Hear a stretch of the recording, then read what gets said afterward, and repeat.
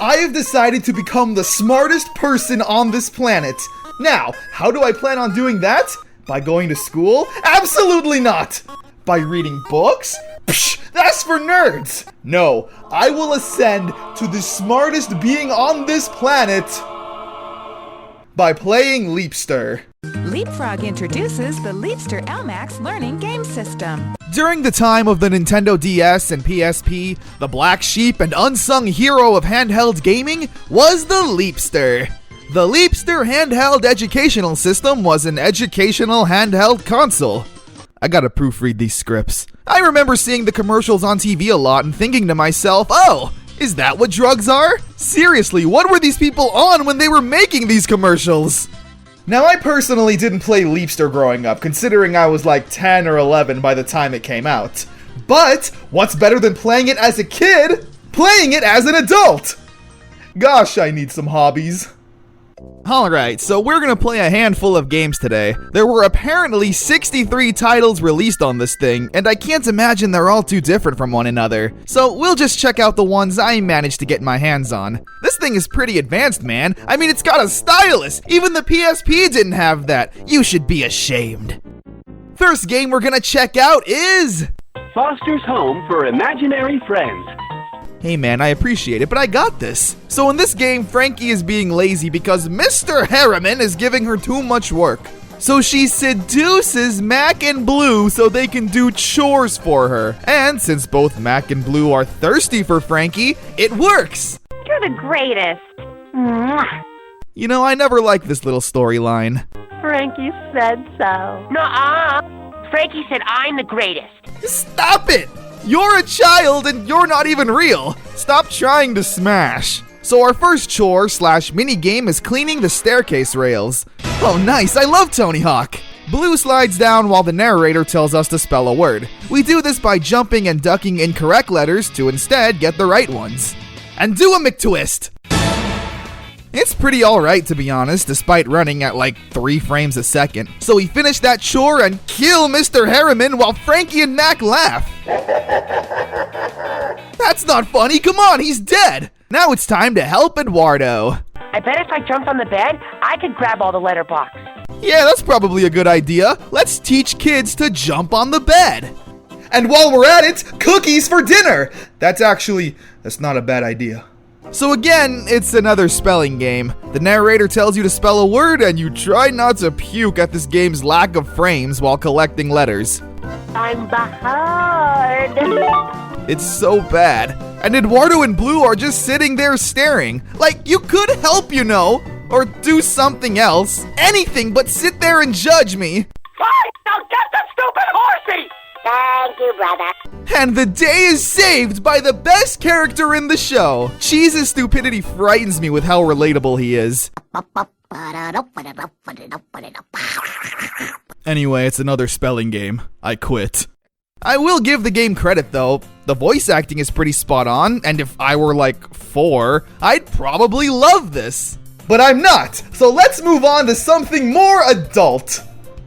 We're going to the carnival today. I'll be honest, not what I had in mind. Use your pen to help guide Dora, Boots, and Diego to the piñata booth at the carnival. Great job!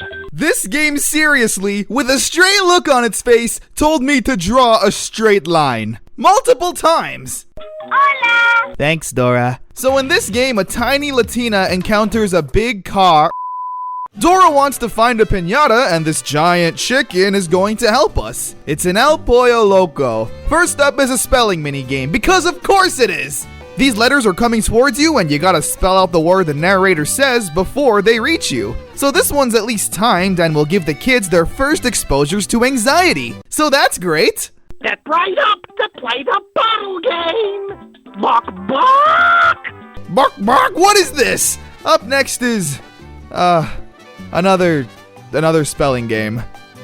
After that, it's a spelling game. You know, there's more to life than just spelling. Like, social studies. Maybe throw in some math, but not too much, because math is stupid. You know what? Spelling's fine. There's a lot of spelling in this game, but you know what there's not a lot of? Spanish! ¿Por qué mierda no hay español? Seriously, isn't that like the one thing Dora was supposed to do? Teach kids basic Spanish? But instead we're just here spelling English words. Vamos a la fiesta! Anyway, Dora finds the piñata and celebrates with her big, thick cock. So we have one more game to check out, but boy howdy, is it a good one! I hope. Sonic X on Leapster! Hi there! Welcome to Station Square, a super duper bustling metropolis. I'm Chris, a great friend of Sonic the Hedgehog. Alright, Chris, geez, no need to brag. You're already rich and have fancy robots and toys. Why you gotta rub it in my face that you're friends with Sonic? Did someone call my name? Hey, my friends! You're going down, Eggman! So the intro scene is actually pretty promising. It's got action, good voice acting, and animation that's pretty good for a Leapster. So wow, right off the bat, you want to know what makes this game stand out from the others?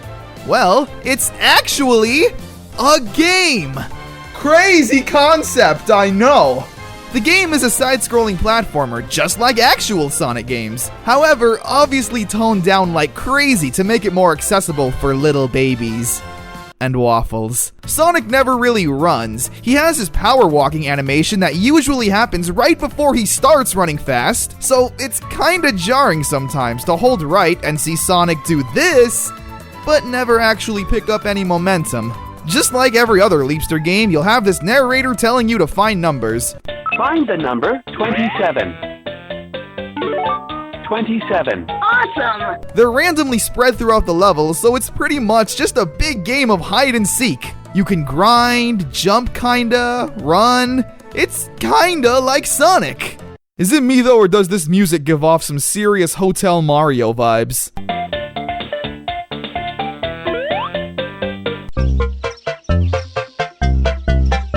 In terms of an educational game, it's easily one of the better ones. There's even some critical thinking like, what numbers after this sequence?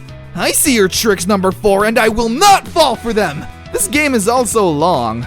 Like, even if you're an adult and can kind of do math like myself, it still took me over an hour to beat it. So we defeat Eggman and... So remember, kids, don't use robots in a math contest against hedgehogs. That's the moral of the story. Don't use robots in a math test, despite literally playing a math game on a robot. You big dummy. Sonic, you did it! I won! Whew! Well, after all that, I definitely feel like I can spell and do some math. No, come on. I gotta have more faith in the Leapster educational handheld system.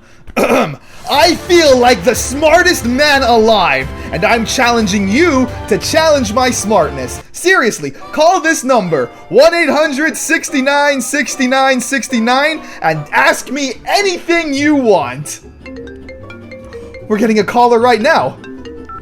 You're on the air. Yeah, what's 2 plus 2? I don't do well under pressure.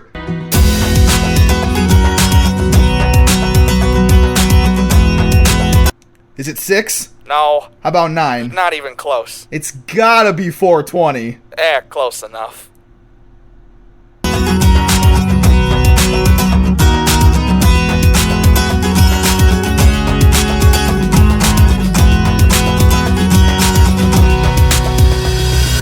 Hello, and welcome to the secret Marvel ending, where you get to see this.